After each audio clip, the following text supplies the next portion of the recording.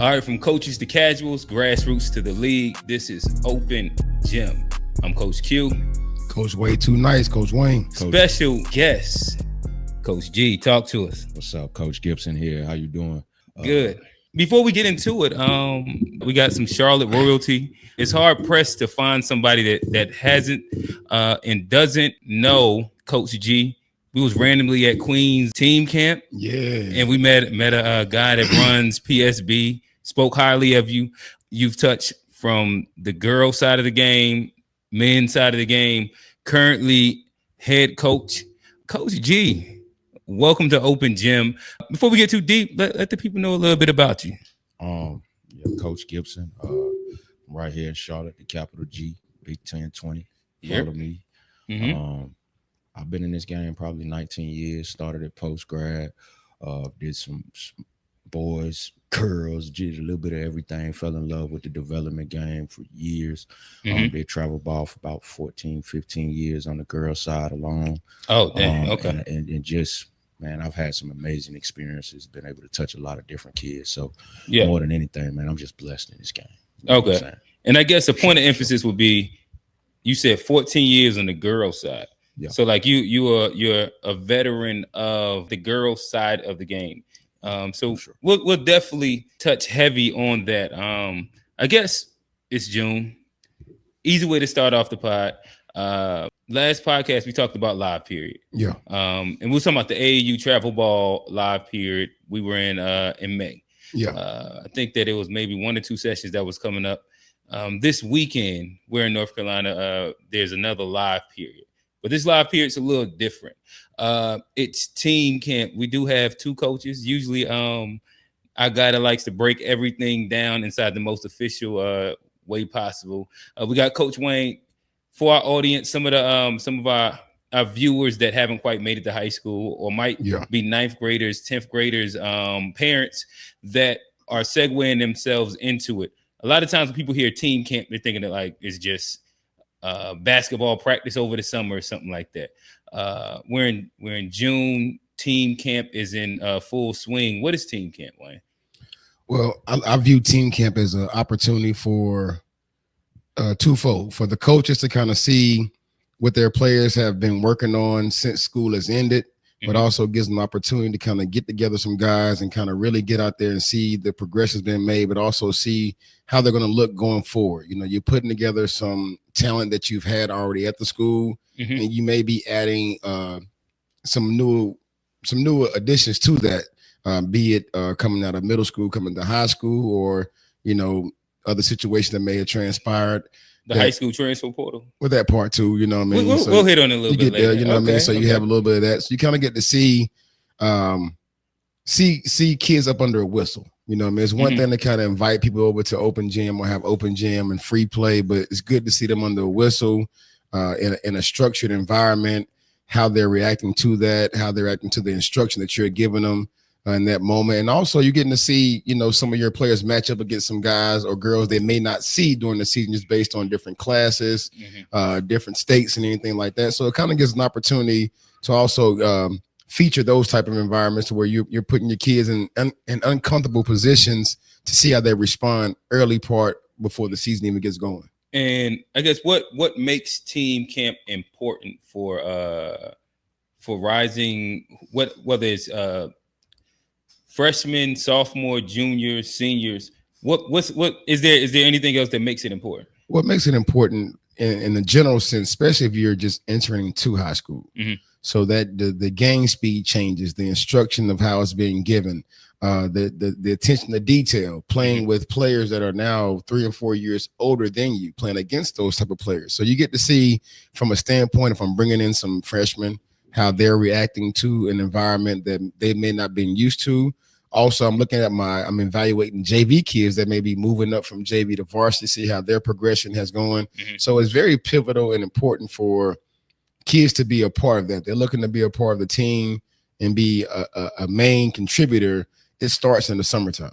So coaches want to see that early. They want to see that camaraderie early. They want to see, are you able to fit in with my system? Because you may be a half court type of guy.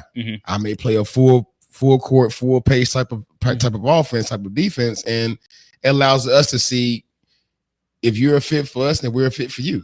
Yeah. So it kind of encompasses a lot of different things, but the importance of it is very high, though.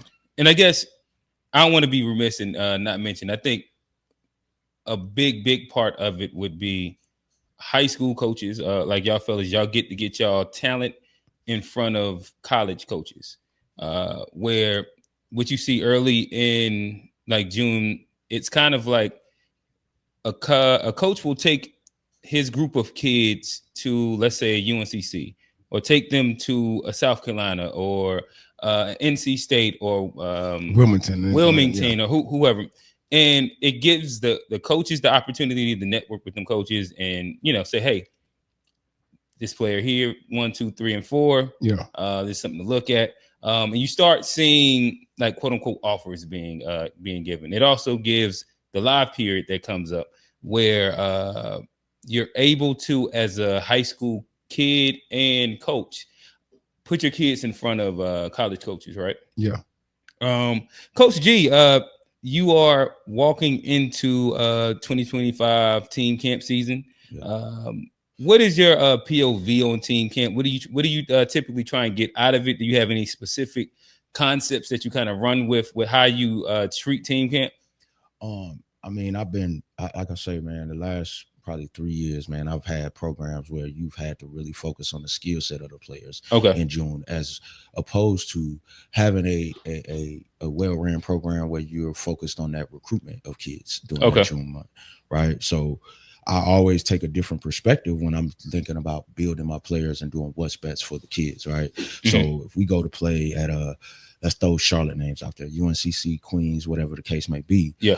I'm always looking at it from a perspective of how does it help this kid from an end goal perspective, right? Mm-hmm. When I look at my roster now, if I got 2 or 3 kids that they're recruiting, for sure we're going there, right? I looked at it from a different perspective. So we're doing a lot of the schools that have programs that have a tournament that they might run for a team camp week that allows other coaches from outside those programs to come in and watch those kids as well.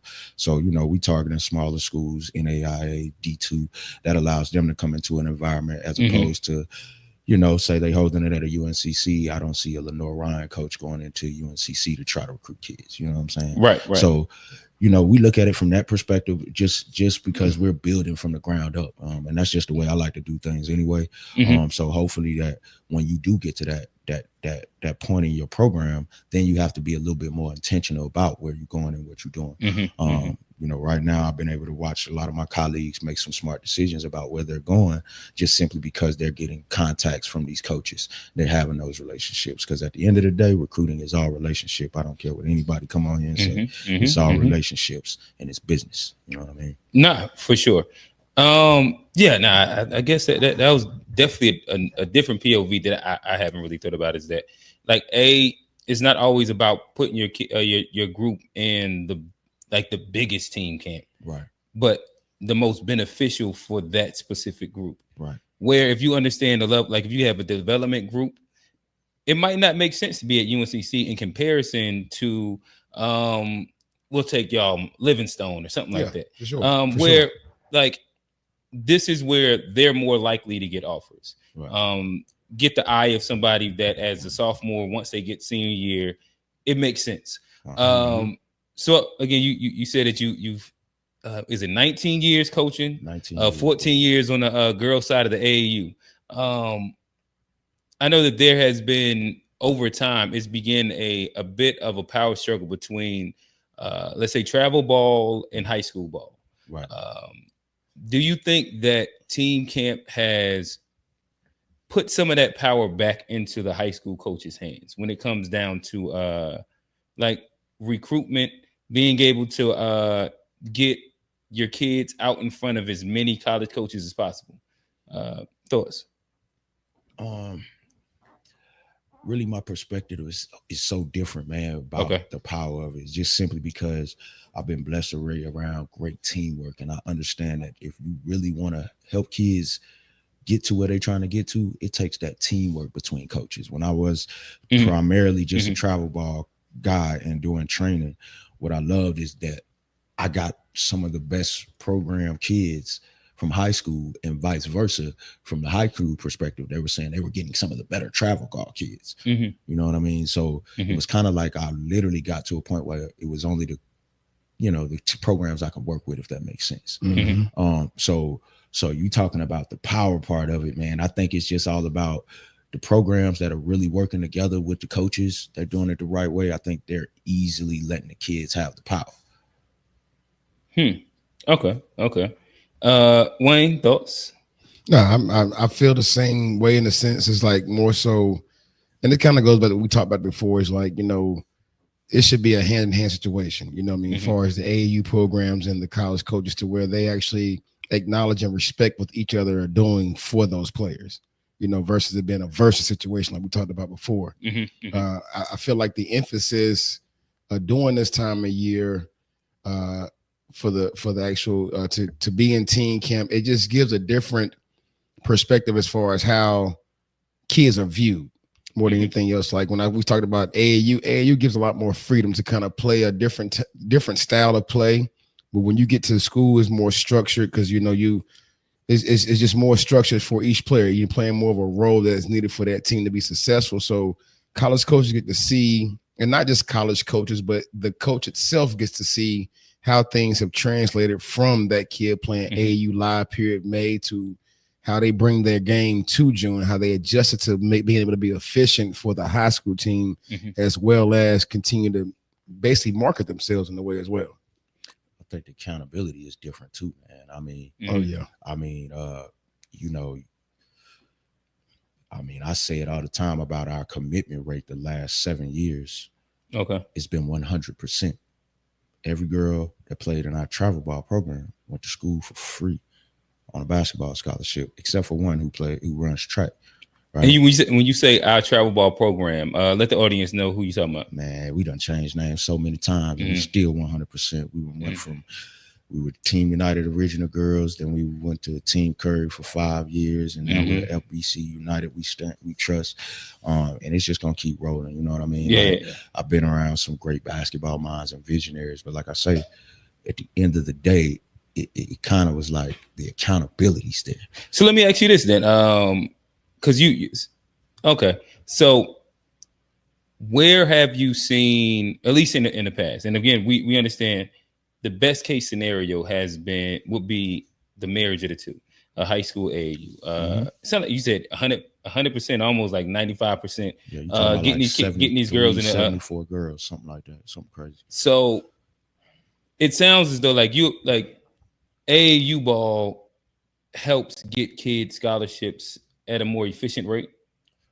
I would say, again, it's all about the work that's done, man. A lot of the accountability. So then it's like just making sure it's the right program, man. Yeah. Like there's no parent out here going and checking a program about how many kids they've gotten off the year before. When you talk about doing your homework before you ever even decide to go play with them. Right? We talk about some of the most elite programs in our area. You ask them what their commitment rate, they probably can't give you that, right? But when you go to a high school coach and you say, yo, what happened with your seniors last year, and the 1 year before that, and the year before that, there's a different accountability level that comes with that just all in itself, right? When it comes to where you're putting kids at and how you're doing it. And what would you say the difference is between like that accountability when it comes, like as you're saying, like commitment rate between high school and let's say like travel ball programs? I mean, in high school, it can make and break you, man. Literally, if you're not putting these young people in a position, if it doesn't even appear that you're putting young people in a position to ascertain what they want, and they've been playing travel ball since 7th, 8th grade, especially on the boys' side. Some of these young men have been playing. I mean, we've seen these kids play since they were 2nd grade, 3rd grade, 4th grade. So when they've been playing that long, the accountability of it to a boys coach at the end of the day is just such a higher. I mean, you could get fired for not, graduating kids. Like point blank period, you can get fired for not having these kids, having some sort of option for them. Yeah. Right? A kid come into my office and she says, "Hey, I don't want to play in college. I still got to invest everything into her The same way as the next kid that might come in my office and say, I do want to play in college. All of them are expected to be there in June. All of them are expected to compete. Right. And you may not have them all there for the same mindset. Yeah. So it sounds like your job is on the line. If you ain't getting commitments, the AD gonna tap you in the shoulder and be like, hey, I mean, what we doing here? It's just, that's just the professional standard that comes with it. You know what I mean? Like you got to graduate kids, create good citizens, right? All of that is a part of that accountability that comes with being that high school coach. So when June comes in and most people are talking about seniors graduating, us high school coaches are reloading to figure out what we're doing for our rising seniors, our rising juniors, and so forth. Right. Rising ninth grade, all of that. We're trying to figure this thing out the best way because we got to worry about 1 through 21 if you got a JV and a varsity program. On the flip side of that, when you come to the AAU, is if a coach can not have even a 50% rate of getting a group of kids in school, and most programs are not going to release that person for that position of coaching that team going forward. They will continue to proceed in the AAU environment, be it good or bad. They will continue to sell stories to parents and everything of that nature, and not lose an ounce of sleep or an ounce of anything. On the flip side, I feel like we're coming from in the high school side, like your job dependable. Yeah. Hey, it's your job dependable, but it's the program and it's the school. You know what I mean? Like it's a conglomerate of all those things to where you're not just representing yourself or representing just an organizational name on the jersey. You're representing the school, the principal, the AD that hired you, your area of community, your area and community of kids that are coming to that school. Like they all look into all those things. So just like you said, accountability is bigger on both. More so on the high school end than it is the AAU end. Because like you say, like an AAU coach can't go into the school and check grades. Right. He can't go in and make any schedule changes. He can't go in and make sure compliance is there. He can't go in and make sure that kid ain't at all for lunches. That part. You know what I mean? It's a lot of things that, and nothing against AAU because I started that way. Yeah. You know what I mean? So, but we done all coached it. So exactly. But you see both sides of it and you're able to respect it. And, and it boils down to more so than it should be more of a conglomerate of things that they come together on versus being so distant and versus each other. I feel like a lot of times you hear, man, I don't even mess with the AAU coach. He in AAU, well, he ain't even playing you like that. So, we should be, it's like, we don't. Well, that's the versus part. That's the versus part. Versus, hey, so what is your coach looking for you to grow from this summer? All right, we're gonna make sure we tackle those areas in the time I have with you. Yeah. You know what I mean? So when you go back, so think about we had somebody in May. I got you in May. When I know I got to send you back to June with your team, I want you to be at least 15 to 20% better than you were before you got to me. Yeah. And if it works that way, then man, it will benefit the players and the students way much more than it has been. Gotcha. So I guess in staying to it, like you said, you send them back in June, right? Yeah. From a parent POV, what are some things that you've seen from going from travel ball, live period to let's just say team camp? One thing I'll kind of start the conversation off. Size is like a big difference. Where when you're playing, and especially if you're playing like elite enough AAU ball, like for example, our boys, they're on a team where they're the shortest, but they're 6'3", 6'4". Yeah. When you go back in high school, you are almost the size of a 3 and 4 at 6'3", 6'4". Yeah. And like the height and size difference is just different. Where travel ball, you might be around it's like guards is 6'3", 6'4". Then your wings is 6'5", 6'6". Then your big is 6'8", 6'9". Yeah. And like it looks different aesthetically. Yeah. Then you get thrown back into high school and it's like, oh damn. Yeah. Like you start seeing where the growth spurts are hitting. You start seeing where like the metrics are. And we kind of talked about this and kind of, mentioned it a little bit earlier. Is like, with the change of, the personnel in which they're playing with in high school, it kind of thrusted them into a role. But he was like, well, he's 6'3", 6'4" now, so it's different. I said, dang, you're right, though. You're right. So it is a big difference versus, you pull up to an AAU, and now, mind you, in AAU, you're seeing, even in that age group, you're seeing a nuisance of new age kids, in a sense, meaning like, come on, the reclass down. That, but also the more you travel, you begin to see that different areas produce different size kids, no matter how old they are. And not, back in the day, well, check his birth certificate. He must be. It's not foreign to see a 16-year-old be 7'2". It's not foreign to see a 13-year-old be 6'8" dunking on everybody. Like, when you start moving around, which is the beauty of playing AAU to a certain extent, you start seeing different things, but you're able to respect the fact that, hey, everything ain't what we see it where we are. Yep. And so to make your point on that, it's like, we went to Dallas, seen a few things, went to, Florida, seen a few things. It was like, oh, when we get back, hey, we still match up even at the height we are now with most teams that are so-called big, you know what I mean? In the sense that, if you're going 6'3" across the board to 6'5" as a top 6, top 5 players, that's not bad in high school. Team. You're still a big team in high school. Yeah. Especially if you go public. Yeah, if you're playing public, it's not a small group at all. Yeah. Where you got 6'5", 6'5", 6'3", 6'4", 6'4". Yeah. And then you have like really good scrappy guards at 5'10", 5'11". Yeah. It's not a small group per se. That's typical high school. Yeah. I guess your POV just from just some observations from like when you've in previous seasons went from coaching AAU and then going right back into high school mindset. What are some differences that you got to kind of calibrate as like on the coaching side when it's like, all right, I'm in travel ball mode. Oh damn! Now let me get back into button up a little bit. It's come with a W-2. Yeah, man. I'll say in the high school mode, man, you gotta. It's first of all, it's a hard switch. I will say that. Okay, right. I've been able to do both fairly decent. I don't like giving myself too much credit. You always get better, but now you gotta pat yourself on the back, brother.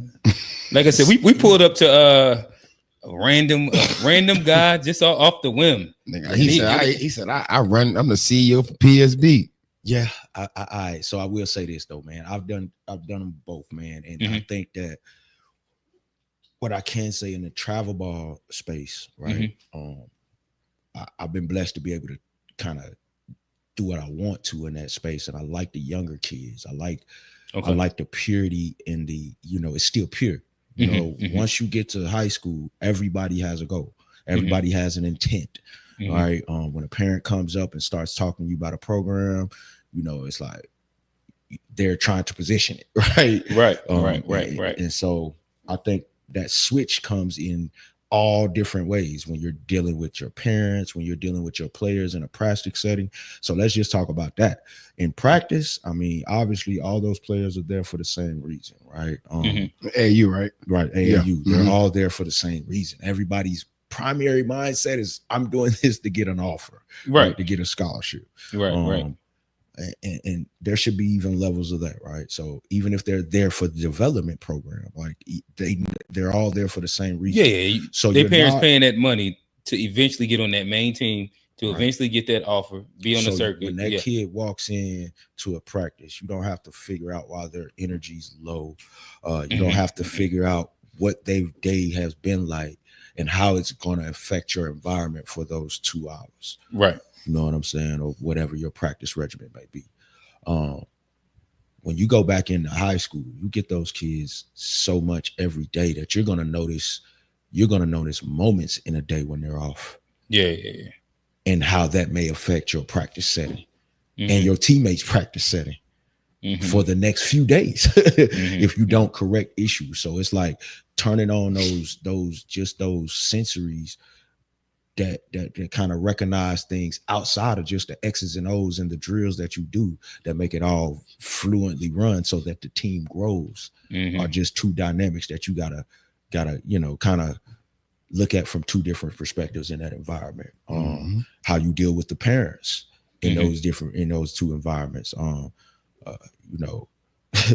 In travel ball, I had people be like, man, you should cuss them out, man. And I'm like, yeah, I know what that look like for me. You know what I'm saying? Like, I don't do that for play, right? And then in a school environment, again, you get fired for how you moving and maneuvering and what you say. These are people, children, and they expect to come home at the end of the day, right? It's a different ball game, so you gotta tailor how you deal with everybody around you in that environment, as far as just a switch of how you carry yourself. You know what I mean? Like. He'll tell you, you see it. I'm like, man, I'm gonna drink water. I'm gonna keep it simple. Right? It's just what comes with it. And probably the last 3 or 4 years I've had, even when I was at Garringer, it's like, it doesn't matter. You gotta carry yourself with a certain type of professionalism, even though you're gonna deal with a certain population of parents. So literally, I've been in different school environments where no matter what, that switch better be professional. Where in AAU, you can go there, you can have a fallout, and it can be bad with the parent. And guess what? Next weekend, y'all will be cool. Yep. Because of that goal, because of that overall goal. Right. And sometimes it's not even like literally about the goal. Sometimes it's so many different dynamics that go in there. Right. But I just think that sometimes that gets overlooked, right, in this day and age, right? That switch of understanding who your players are, what they came to do, what the mission is, what the goal for the day is, right? And some of that doesn't even come out in travel ball because of the time frame in which you have to prepare for another event. Yeah. You think about you spending so much time with the players and students, with student players, student athletes when you're in high school. Yep. Like you say, it's the day-to-day things that you don't have to deal with when you're dealing with AAU. I got you for the most part. Even in the heat of the summer and spring, I have you for the most part maybe 4 times during the week. And that's a week of practice and maybe a get-together on the weekend, So then you talk about we go from there and then trying to produce and show what we can do at a high level on the court on the weekend. Well, in high school, you're gonna play for 4 games within 6 days. A lot of times, a lot of times you can play 4 games within 6 days. But we're talking about Wednesday, Friday, and then you could possibly have a Saturday game. If y'all decide like a one of them little things. Yep, like you may have a showcase on a Saturday. And then you right back at it. Then you may have an out of conference on a Monday and then play on Tuesday. Yeah, you know what I mean. So sometimes the schedule is not the funnest though, but at the same time you're dealing with. Like we was talking about, when you're in A, you're dealing with 11 elite, 11 that want to be there, 11 that want to go to school, 11. It's like picked. It's handpicked, And you're not just like grabbing from like just who all stay on this side of town. Yeah, especially if you're in the IB school. Yeah, then you get in high school, then you also have different agendas. You have someone that's playing because, hey, I ain't trying to go home. Right. This is what G was saying. You know what I mean? I got another one playing because I'm really trying to go to school. I got another one playing because I'm playing because she's playing. That's my homegirl, and she want to go to school. You know what I mean? But it's many different things you got to deal with in high school. Many different personalities. Yeah. Let me ask you this: exactly where you're at, and this goes to both of y'all. Yeah. Because both of y'all are in the school. Does being day to day with the kids, does that make it easier or harder as a coach? Them boys had to look at it. Like honest with you, man. Yeah. I saw this one time and I was like, man, you really gotta love this to do it in school. Okay. Like ain't no easy or hard. All of it, bro, is difficult. It's a moment by moment thing. You know what I mean? Like, man, you gotta love it. We ain't making. I mean, shoot. One day, somebody broke it down to me. It's like, shoot, we got kids for 11 months for 18 cents. And I went 2 years with my first school at Garringer. Man, them kids never played ball. We went 2 years, and if it wasn't a dead period, we was in that gym. So you talking about the way that calendar structured, you're talking about 10 and a half months. You're able to work with your high school program. Yeah. Right? Man, for 8, you gotta love it. So when you working in a school day to day, man, if you the type of person that's like, most of it for free. Oh, this ain't fun, this ain't good, man, you failing already. Every day we walk in there, it's pure. You gotta love it. You know what I'm saying? And that's just the bottom line. Like whether a coach is winning or losing, if they walk into a schoolhouse every day, man, to get to 215, to coach, you gotta love it. That part too. I love it. I can speak on that. Like because you said, making it to 215 be its own thing. I taught once upon a time. So I get you. I deal with them. So it's like, man, yes, you gotta really love this. You can't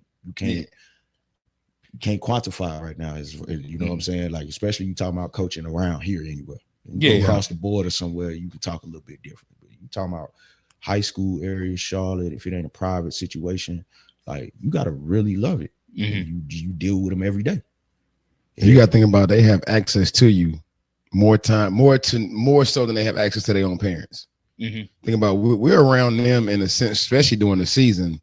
We're around them more than 12 hours a day. That's way more time they spend at home.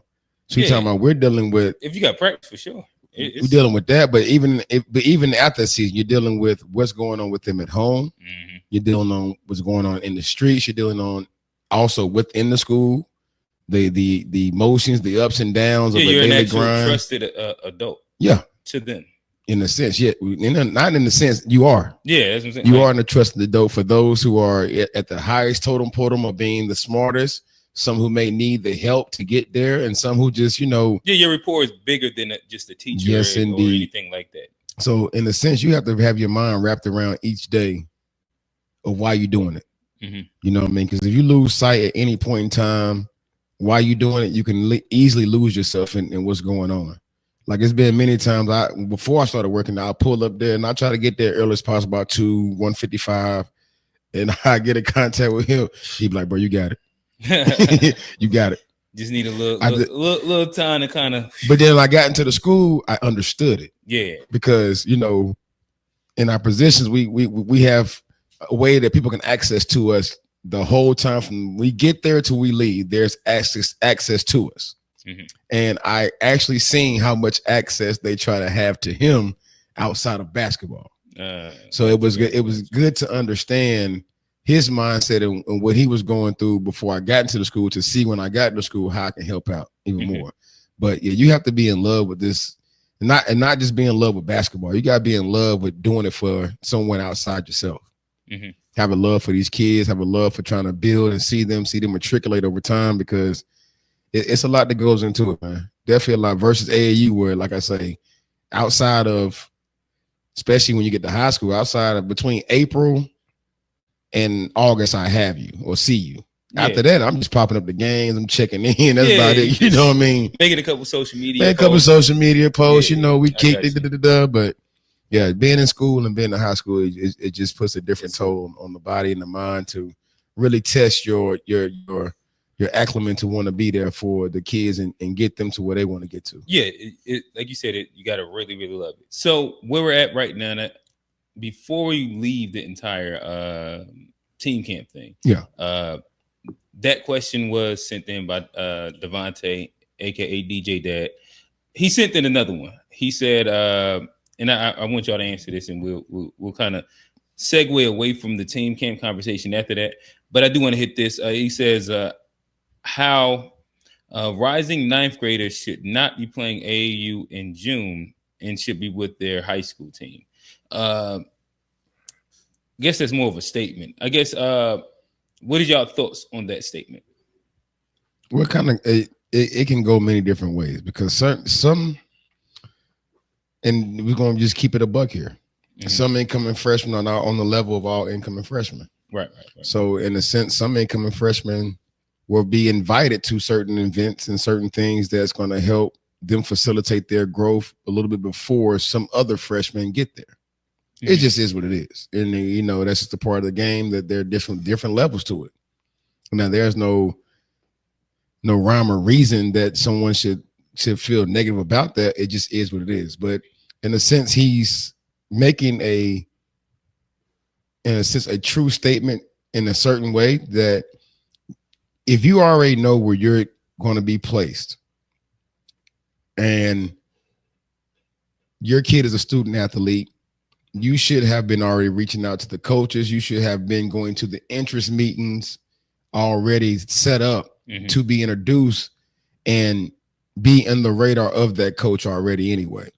You know, be it on the JV level or varsity level or even the entry level, as far as, you know, may come in just hoping to make JV, you still should be tapped into what they have going on. It may not be that you may be there in person, but it could be workouts that are sent out via email of that nature as well. So I guess what you're saying is it's probably also good advice to give parents. Yeah. That you might have a 7th grader, 8th grader, 9th grader, or rising 9th grader, specifically rising 9th grader.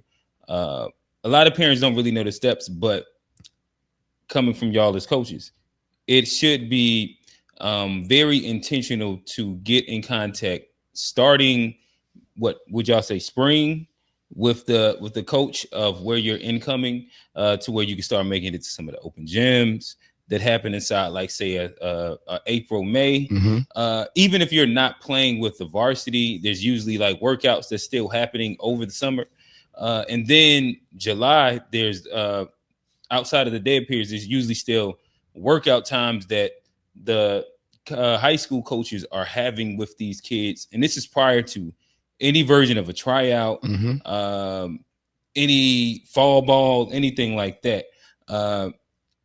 It's important to make sure that you get in contact early, as early as possible, if you are segueing yourself into high school ball. Basketball doesn't start at the tryout. Well, and most programs actually do a good job of setting up a event or a day or night to where they're inviting any student athletes that are interested in any athletic program at that school to come out, meet coaches, meet the AD, come to the school and be seen by these people, you know what I mean, the brasses that may be. You know, you're liable to come into an interest meeting and literally meet the principal, the AD, head coach, assistant coach, strength and conditioning coach. You know what I mean? All those things are there. And then you put yourself in good standing, because now, even if I don't remember your name, I do remember your face. So now it's like, oh, that's the kid that came to the event right there. Okay, yeah, let's see what's up. You know what I mean? Then also, it's a way to get in the loop of communication, because a lot of times with these events that I know we did, there's a sign up sheet, there's a QR code, there's something that's provided that's allowing us to exchange information on a professional level. To now, I can send out mass communications and keep you in the loop, versus you coming in August. You're like, oh man, they've been working out since June. Oh man, yeah, it's been going down. Yep. And then you wonder, you know, and then you see those situations where parents and kids are unhappy because they didn't get the opportunity, not understanding that the opportunity didn't start in August. The opportunity started actually in April and May, right, at that interest meeting where we sat there and talk to everyone, laid out schedules that were, you know, available for them to be a part of. So, you know, it's good for parents to definitely be in the loop.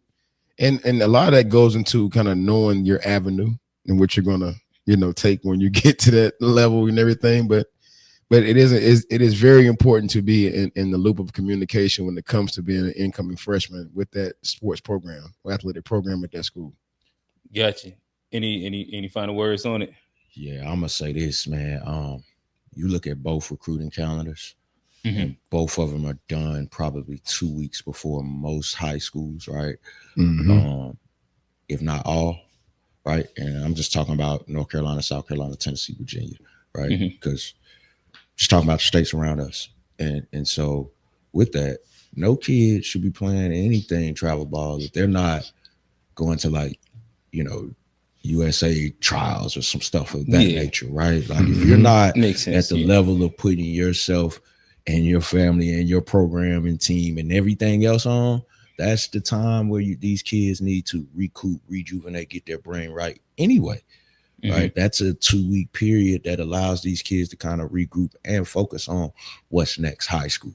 Because if we sat next to each other, travel ball in high school, and we say, let's see how many days of evaluation they have with me and how many days of evaluation they have with you, they're going to be evaluated probably 4 times more with the high school coach than with that travel coach. So I think it's very important that right after that last live period, and again, to each his own. I know there's always a Memorial Day event that makes everybody go jump in the hat, right? And I get it. We got a lot of basketball around here, but I think what's best for rising 9th graders and kids coming into high school is allowing them that time to get themselves acclimated to the next phase of their life. Because hey, you come in high school, you come in number 1 8th grade or whatever that's supposed to mean or whatever, but you get there, there's gonna be some real dogs around you. You know what I mean? Yeah, it's gonna be kids that's be 4 to 5 years older than you, right? And it's a new level of adversity, right? Yeah. And so I think, as soon as that during the last live period is over, man, shoot,